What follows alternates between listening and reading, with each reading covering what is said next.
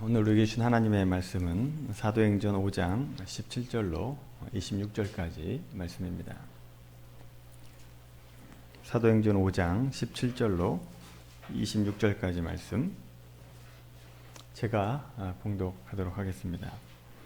대제사장과 그와 함께 있는 사람 즉 사두개인의 당파가 다 마음에 시기가 가득하여 일어나서 사도들을 잡아다가 옥에 가두었더니 주의 사자가 밤에 옥문을 열고 끌어내어 이르되 가서 성전에 서서 이 생명의 말씀을 다 백성에게 말하라 하매 그들이 듣고 새벽에 성전에 들어가서 가르치더니 대제사장과 그와 함께 있는 사람들이 와서 공회와 이스라엘 족속의 원로들 다 모으고 사람을 옥에 보내어 사도들을 잡아오라 하니 부하들이 가서 옥에서 사도들을 보지 못하고 돌아와 이르되 우리가 보니 옥은 든든하게 잠기고 지키는 사람들이 문에 서 있으되 문을 열고 본즉 그 안에는 한 사람도 없더이다 하니 성전 맡은 자와 제사장들이 이 말을 듣고 의혹하여 이 일이 어찌 될까 하더니 사람이 와서 알리되 보소서 옥에 가두었던 사람들이 성전에 서서 백성을 가르치더이다 하니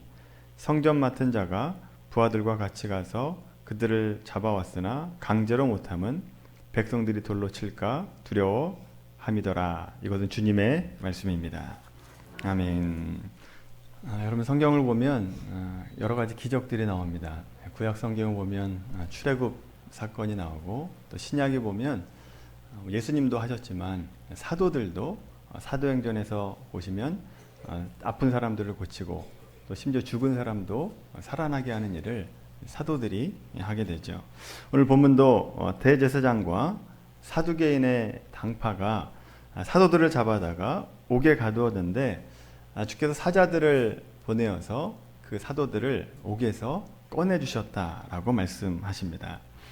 어떤 신학자들은 이렇게 성경에서 이런 기적들을 없애야 된다, 기적들을 다 빼고 성경을 읽어야 된다라고 얘기하는 사람들이 있습니다. 그것을 비신화화 작업이다 라고 얘기하는데, 그러나 우리는 하나님이 이렇게 기적을 베풀어 주실 줄로 믿고 있습니다. 실제로 그렇게 하실 수 있다라고 생각을 하죠. 또 우리에게 그런 일이 일어날 수 있을 것이다 라고도 믿습니다. 그런데 여러분 한번 생각해 보세요. 실제로 어떻습니까? 그런 기적들이 여러분 삶 가운데 일어나고 계십니까? 이렇게 놀라운 초자연적인 기적들이 우리의 삶 가운데 일어나는가 라고 하는 거죠. 안타깝게도 일어나지 않습니다. 신앙생활의 어려움이 여기에 있습니다. 왜 성경에는 있는데 왜 나에게는 안 일어나는가 라고 하는 것 때문에 신앙생활에 혼동이 온다라고 하는 거죠.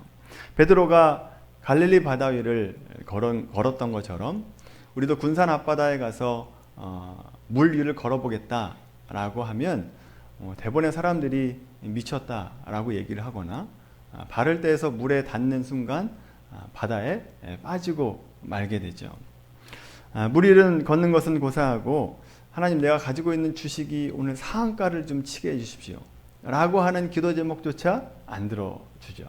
또 오늘 시험인데 내가 공부한 것보다 좀 2배로 좀 잘 나오게 해주십시오 라고 하는 기도도 안 들어주신다라고 하는 겁니다. 상황이 그렇다 보니까 나는 믿음이 없는 자인가? 내 믿음은 과연 어떤 믿음인가? 하나님께서 나를 버리신 것이 아닌가? 이런 생각을 하게 된다라고 하는 거죠. 그래서 성경에 기록되어 있는 기적의 내용들을 우리가 어떻게 이해하고 있는가? 라고 하는 것이 우리 신앙에 굉장히 중요한 문제입니다. 성경에 기록된 기적의 의미는 무엇이고 기적에 대해서 우리는 어디까지 기대해야 되는가 라고 하는 것에 대해서 정리가 되어 있지 않으면 신앙생활이 힘들고 어렵고 혼동이 온다라고 하는 겁니다. 자, 성경에 나오는 기적은 보통 3가지 효과가 나옵니다. 3가지 때문에 기적이 나오는 거죠. 첫 번째 효과는 하나님의 권능이 나타나서 눈에 보이는 물질적인 외적인 효과를 나타내기 위함입니다. 그러니까 기적이 나타나서 눈에 보이는 현상, 그 보이는 현상이 나아지고 또 좋아지는 것, 그것을 위해서 나타나는 겁니다. 예를 들어서 병이 낫는다거나 초자연적인 현상이 이제 보여지는 것, 그것을 얘기하는 거죠. 예를 들어서 소경이 눈을 뜨거나 또 귀신 들렸던 자가 온전하게 되거나 또 죽었던 사람들이 살아나게 되는 것, 이것은 눈에 보이는 물리적인 변화를 나타내는 거죠. 이것이 바로 기적의 첫 번째 효과입니다. 우리가 성경을 볼 때 조심해야 될 것은 성경에 나타난 기적이 이런 물리적인 요소가 전부인 것처럼 생각하면 기적에 대해서 오해를 하게 된다라고 하는 겁니다. 보통 성경의 기적은 이런 물리적인 효과 때문에 등장하지 않습니다. 그 외에 두 번째, 세 번째 이유 때문에 대부분 기적이 등장하게 되죠. 두 번째 효과, 기적의 두 번째 효과는 기적을 통해서 하나님의 더 큰 역사를 끌고 오는 단서나 실마리가 된다라고 하는 겁니다. 그 기적을 통해서 더 큰 하나님의 일하심이 나타나게 되는 실마리가 된다라고 하는 거죠. 예수님의 기적을 한번 생각해 보세요. 예수님께서 기적을 행하심으로 단지 물리적인 효과를 위해서만 기적을 베풀어 주신 것이 아니라 그 기적을 통해서 그 영혼이 구원을 얻는다거나 또 그 기적을 통해서 그 온 가족이 구원을 얻게 되는 실마리, 단서가 된다라고 하는 겁니다. 사실 중요한 것이 기적이 아니라 한 영혼이 돌아왔다라고 하는 것이 훨씬 더 중요한 일이다라고 하는 겁니다.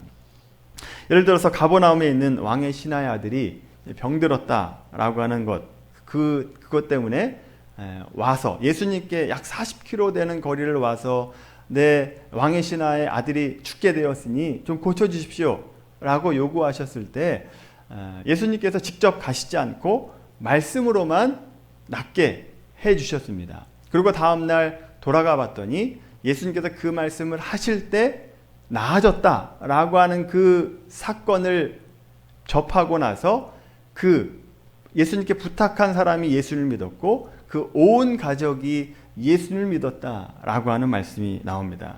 그래서 기적을 통해서 하나님의 더 큰 역사가 그 영혼 가운데, 그 가족 가운데 일어나게 되었습니다.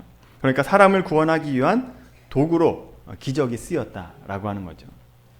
세 번째 기적의 효과는 하나님께서 자신을 드러내시는 계시의 역할을 하는 경우입니다. 하나님께서 숨어 계시지 않고 드러내 보이시는 효과를 위해서 기적이 등장하고 있는 겁니다. 그래서 사람들로 하여금 하나님을 알도록 하는 차원에서 기적이 나옵니다.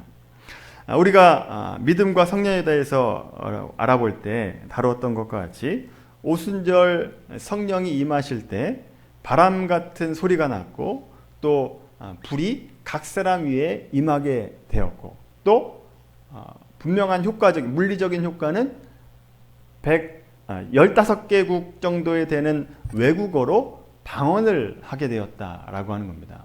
분명한 물리적인 효과가 있었죠. 그러나 그 오순절 성령 감리 사건은 눈에 보이는 물리적인 효과를 위해서 나타난 것이 아니라 그 속에 어떤 의미가 있었느냐가 더 중요합니다. 방언을 통해서 이제 성령의 시대가 열렸다.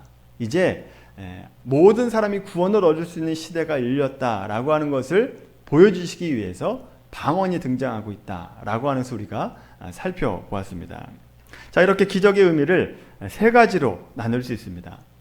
여러분, 성경에 나오는 기적은 물리적인 효과만을 위해서 등장하는 것이 아니라 대부분 두 번째 이유처럼 하나님의 큰 역사를 가져오게 하는 단서를 제시하거나 세 번째 이유와 같이 하나님 자신을 드러내는 차원에서 기적이 등장하고 있는 겁니다. 다시 말씀드리면 단지 물리적인 효과를 위해서 인간의 고통과 어려움을 면하기 위해서 기적이 등장하는 것이 아니라 대부분은 두 번째, 세 번째 이유 때문에 기적이 나온다라고 하는 것을 기억하셔야 됩니다. 자, 오늘 본문의 기적의 사건을 한번 잘 생각해 보세요. 본문의 기적도 단지 사도들을 옥에서 끌어내는 것이 목적이 아닙니다. 그것을 위해서 기적이 나오는 것이 아니다라고 하는 거죠. 42절의 말씀 보시면 우리가 읽지는 않았지만 42절 말씀 보세요. 옥에서 나오는 물리적인 효과 말고 자, 이 일을 통해서 초대교회가 어떻게 되었느냐? 예수를 그리스도라고 가르치기와 전도하기를 그치지 않았다라고 얘기하고 있습니다. 그 기적을 통해서 더 열심히, 더 열정적으로 하나님의 말씀을 전하는 일이 생겼다라고 하는 겁니다. 여러분, 단순히 사도들의 고통과 어려움을 면하기 위해서 기적이 동원되었다라고 한다면, 여러분, 애초에 감옥에 가지 않게 하는 것이 훨씬 더 기적이다라고 얘기할 수 있습니다. 잡으려고 할 때 호련히 피할 길을 내주시고 없어지게 하는 것이 훨씬 더 기적적인 사건이다라고 하는 거죠. 굳이 감옥에 넣었다가 빼낼 필요 없이 안 잡히게 하는 것이 훨씬 더 기적적인 겁니다. 그래서 예수 믿는 사람들은 절대 잡히지 않더라, 이런 소문이 돌면 훨씬 더 기적적이죠. 예수 믿는 사람들이 더 많아졌을 수도 있을지 모르겠습니다. 그런데 기적의 의미가 그런 것이 아니다라고 하는 겁니다. 또 기적이 의미하는 바가, 예수 믿는 사람들은 이 세상에 살 때 어려움이 없고 무엇을 하든지 잘 된다, 그것을 위해서 기적이 동원되었다라고 한다면, 사도들의 삶의 마지막은 잘 돼야 됩니다. 공의의 회원이 되거나 또 유대인의 왕이 되든지, 로마가 다스리던 시대였기 때문에 로마의 요직을 차지해야 됩니다. 그러나 사도들은 한 명을 제외하고 다 순교를 당하게 되죠. 그러니까 기적이 나오는 목적과 이유가 사도들이 잘 되게 하기 위해서, 성공을 위해서 동원되는 것이 아니다라고 하는 것을 보여주고 있는 거죠. 그렇다면 오늘 말씀을 다시 한번 살펴보시면, 본문의 기적은 물리적인 효과와 더불어서 하나님의 일하심의 단서, 실마리가 되고 있다라고 하는 겁니다. 본문 19절, 20절 말씀 한번 보세요. 오늘 본문 19절, 20절 말씀 보시면, 주의 사자가 밤에 옥문을 열고 끌어내어 이르되 가서 성전에 서서 이 생명의 말씀을 다 백성에게 말하라. 아멘. 답이 여기 있습니다. 답이 여기에 있어요. 이것 때문에 기적이 나온 겁니다. 오늘 말씀에서 감옥에 나오게 하신 의미는 뭐냐? 단순히 감옥에서 나왔다가 아니라 하나님께서는 하나님의 말씀을 전하는 일에 방해받는 것을 허락하시지 않는다는 의미가 있습니다. 하나님의 일하심에 있어서 그 어떤 것도 방해받지 않으시겠다라고 하는 의미로 기적이 등장하고 있다라고 하는 거죠.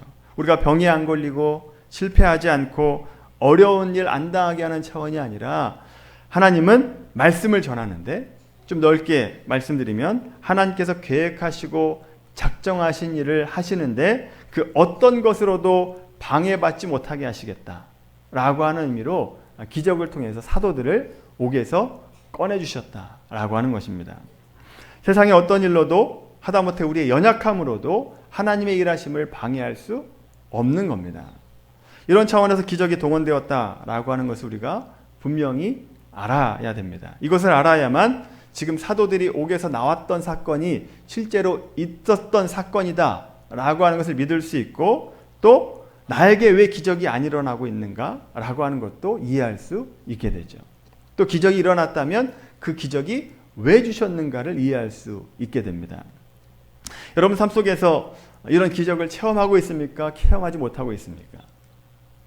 체험하신 분도 있겠지만 대부분 사도행전에 나오는 이런 기적적인 일들을 체험하지 못하는 게 우리의 삶의 실상이죠. 우리가 바라는 기적은 왜,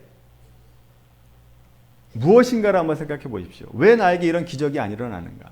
내가 바라는 기적들은 다 모두가 하나님과 상관없고 나의 부귀와 안위를 위한 기적을 바라기 때문에 성경적인 기적이 일어나지 않는 것입니다.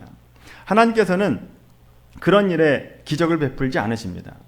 공부 별로 안 했는데 이번 한 번만 제가 노력한 것보다 더 좀 잘 나오게 해주십시오. 이번 한 번만 해주시면 내가 다른 거 안 구하겠습니다. 이런 식으로 협상을 한다거나, 이번 계약건만 잘 성사되면 내가 하나님 열심히 믿겠습니다. 이런 기도 제목들, 내가 산 주식이 수십 배로 좀 뛰게 해주십시오. 여러분, 이런 기도 제목들이 일어나겠느냐는 겁니다. 기적이 일어나겠습니까? 그런 기적들이? 그런 기적이 왜 안 일어나는지 여러분 잘 이해하셔야 됩니다. 하나님과 전혀 상관없이 오직 자기 자신을 위한 기도 제목들, 그것에는 기적이 일어나지 않는다라고 하는 겁니다. 여러분, 제가 말씀드렸던 적이 있는 것 같은데, 저도 예수님 믿을 때 놀라운 기적을 체험하고 예수님을 믿게 됐습니다. 1996년 7월에 한참 비가 내리는 때였는데 저는 그때 국군 수소통합병원에 있었습니다. 소화기 내과에 있었는데 급성 폐렴이 와서 열이 40도 넘게 되는 그 고열로 인해서 고생하고 거의 죽기 전까지 제가 갔었습니다. 꽤 오랫동안 음식을 먹지 못해서 깡마른, 지금보다 훨씬 더 마른 몸이었고 얼굴에는 죽음의 그림자가 들이듯이 시커멓게 변하기 시작했습니다. 그 당시 좋은 항생제를 써도 전혀 듣지 않았었고 혈소판 숫자와 백혈구 숫자가 계속적으로 줄어들고 있어서 병원에서도 어떻게 할 수가 없었던 상황이었습니다.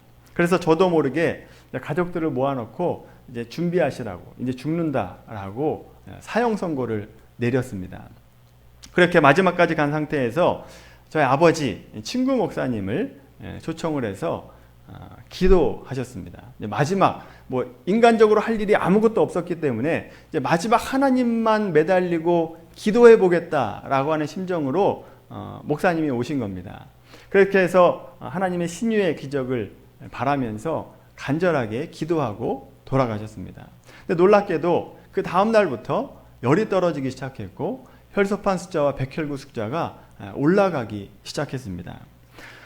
기적이 일어났던 거죠. 그때 당시에 군의관도 믿어지지 않은 듯이 당신이 믿는 하나님이 믿을만하다, 믿지 않는 사람인데도 불구하고 그런 고백을 저에게 했었습니다. 사실 저는 청년 때 하나님은 죽은 하나님이다 라고 생각했습니다. 하나님은 없다 라고 생각했죠. 예수님 믿는 사람들은 뭔가 부족한 사람들이 예수님 믿는다라고 생각했고 박약한 사람들이 예수님 믿는다라고 생각을 했습니다. 그랬던 제가 사람의 힘으로 불가능한 일을 하나님이 하신 것을 제가 직접 경험을 해보니까 하나님이 살아계시다라고 하는 것을 고백하지 않을 수 없게 됐습니다. 그리고 그 이후에 2년이 있은 후에 98년 7월에 8월에 제가 청년 집회에서 예수님을 영접하게 됩니다. 여러분, 그렇게 저는 하나님의 은혜를 경험했습니다. 여러분 중에도 이런 놀라운 기적을 체험하신 분들도 아마 있으리라 생각이 듭니다. 그런데 여러분, 제가 말씀드리고 싶은 것은 이런 기적을 체험한 사람들이 특별한 사람이라서 은혜를 주신 것이 아니다라고 하는 겁니다. 저 사람은 특별한 하나님의 은혜를 입었기 때문에 기적을 경험했다, 그렇게 생각하시지 마시라라고 하는 겁니다. 하나님께서 지금 우리가 말씀드렸듯이 기적은, 성경에 나오는 기적은 단지 물리적인 효과를 위해서만 등장하지 않는다라고 제가 말씀드렸죠. 마찬가지입니다. 제가 살아났다라고 한다면 하나님이 아무 이유 없이 저를 살리시지 않았다라고 하는 거죠. 저를 구원해 주신 것을, 저에게 죽지 않고 살게 해주신 기적을 생각할 때마다 내가 그때 죽을 수 있었는데 왜 하나님께서 나를 살려주셨는가를 생각하게 됩니다. 왜 나를 살려주셨는가? 저에게 맡겨준 사명이 있고 또 저를 통해서 하시고자 하는 일이 있기 때문에 저를 살려주셨다라고 저는 마음속으로 매일매일 다짐하고 있습니다. 그리고 그 사명을 다하는 날 저는 하나님께 불림을 받겠죠.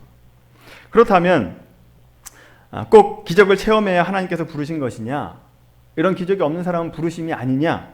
그렇지 않다라고 하는 거죠. 실제로 우리가 신자로서 살아갈 때 기적을 체험하면서 살아가고 있습니다.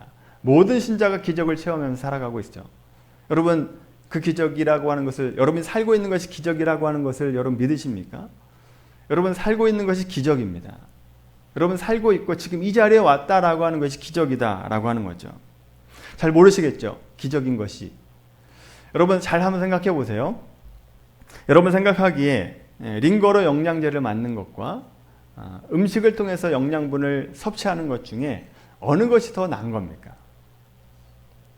어느 게 더 나아요? 링거로 맞는 게 더 나은 겁니까? 정맥주사로 맞는 게 더 나은 거예요? 아니잖아요. 제때 제철에 맞는 음식을 먹고 또 과일을 먹으면서 영양분을 섭취하는 것이 훨씬 더 좋은 겁니다. 훨씬 더 은혜스러운 거죠. 그것이 복된 것이고 하나님께서 우리를 사랑하시고 인도하시는 방법이다라고 하는 거죠. 근데 우리는 어떻게 생각합니까? 링거를 맞는 것, 특별한 혜택을 받는 것, 특별칙을 받는 것이 하나님의 사랑을 받는다라고 생각을 합니다. 기적이 없으면 나를 사랑하지 않는다라고 생각하고 자신의 신앙은 2류나 3류 시당이다 라고 생각하는 이상한 버릇이 있다라고 하는 겁니다.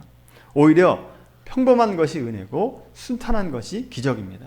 저는 여러분 기적을 생각할 때마다 이렇게 생각합니다. 얼마나 가망성이 없으면 죽기까지 하나님께서 몰아넣으시는가. 얼마나 가망이 없으면, 얼마나 제대로 된 삶을 살지 않기에 저런 죽음에 몰아넣으시는가. 저를 얘기하는 거예요. 얼마나 엉망이었으면 그렇게 하시는가. 여러분 순탄한 것이 기적이고 그냥 평범한 것이 은혜입니다. 여러분 그렇게 생각하시길 바랍니다. 아니 생각이 아니라 그렇게 믿으셔야 됩니다. 그게 은혜입니다. 또 여러분 생각해 보세요. 그래도 나는 기적을 체험해 보고 싶다라고 하는 분들 계시죠. 그럼에도 불구하고 나는 기적이 좀 있었으면 좋겠다. 여러분 나는 기적을 체험해 보고 싶다라고 하는 이 말은 쉬운데 과연 그게 좋은 것인가 한번 생각해 보십시오. 저와 같이 병에서 낫는 기적을 경험하려면 죽기 직전까지 가셔야 됩니다. 그러니까 의사 입에서 죽습니다 라고 하는 얘기를 들어야 된다라고 하는 거죠. 근데 여러분 그러고 싶으세요? 의사로부터 이 사람 전혀 가망이 없습니다 라고 하는 얘기를 듣고 싶습니까? 기적을 체험하려면 그 자리까지 가야 되는데 옥에서 나오는 것을 경험하고 싶으세요? 그럼 억울하게 복음 전하다가 옥에 갇혀야 되는데 그럼 그걸 감당할 수 있을 자신 있습니까? 그런 자신 있으세요? 옥에 갈 자신 있겠습니까? 여러분 저는 안 가고 싶습니다. 그 자리에 다시는. 기적을 체험했지만 다시 죽음의 문턱까지 가고 싶지 않다라고 하는 거죠. 왜 그런지 아십니까? 평범한 것이 은혜고 순탄한 것이 기적이다라고 하는 것을 알기 때문입니다.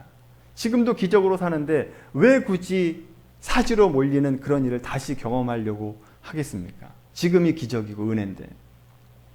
가장 큰 은혜와 기적은 여러분이 구원받아서 지금 예배 자리에 있고 하나님의 말씀을 듣고 있다라고 하는 것이 기적입니다. 지금 이 자리에 있는 것이 기적이다라고 하는 거죠. 왜 기적이냐? 여러분을 구원하기 위해서 창조주 하나님께서 예수 그리스도를 우리에게 보내주셨습니다. 그냥 보내주시고 마신 것이 아니라 그 예수 그리스도를 십자가에 죽이셔서 우리를 구원하기 위해서 죽으셨다라고 하는 거죠. 이게 얼마나 놀라운 기적입니까? 오늘날도 살아가면서 자기의 신장을 떼어주거나 각막을 떼어주는 것, 그것도 참 놀라운 일이다라고 생각하는데 그 정도가 아닙니다. 하나님의 아들이 여러분을 위해서 죽으셨다라고 하는 거죠. 이것이 얼마나 놀랍고 놀라운 기적입니까? 감옥에 들어가는 것보다 거기서 나오는 것보다 훨씬 더 놀라운 기적이죠. 이거보다 더 큰 기적은 없다라고 하는 겁니다.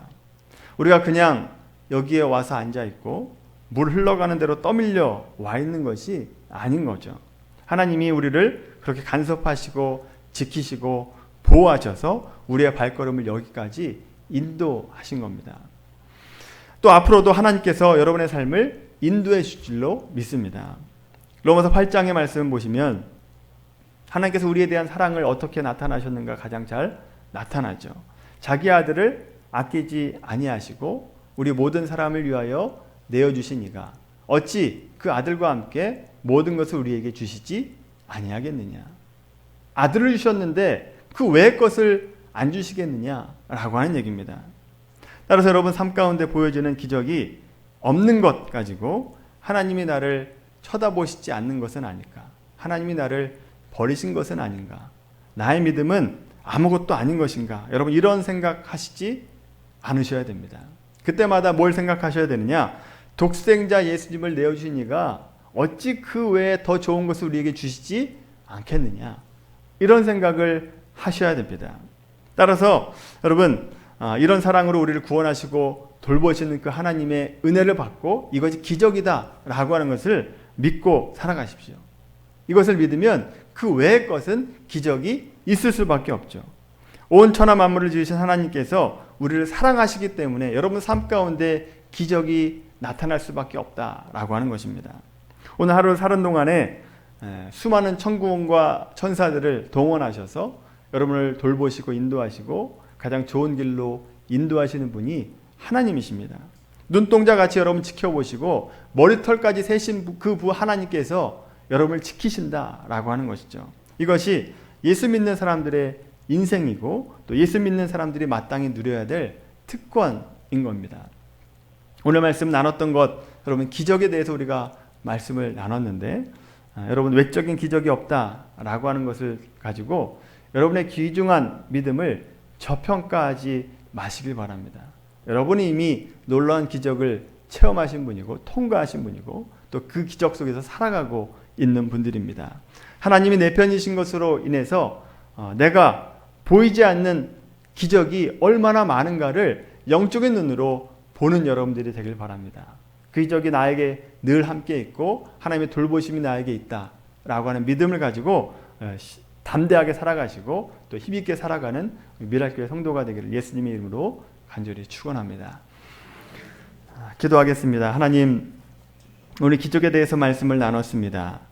성경에 나오는 기적에 대해서 바른 이해를 가질 수 있도록 인도하여 주시고 또 그로 인해서 외적인 기적이 없는 것 때문에 우리의 믿음에 대해서 의심하거나 저평가하지 않도록 인도하여 주시옵소서. 우리는 이미 놀라운 기적을 체험했고 또 통과했고 또 그 기적 속에서 살아가고 있다라고 하는 것을 기억하게 해주시고 이 세상을 살아갈 때 담대한 믿음을 가지고 승리하는 삶을 살아갈 수 있도록 인도하여 주시옵소서.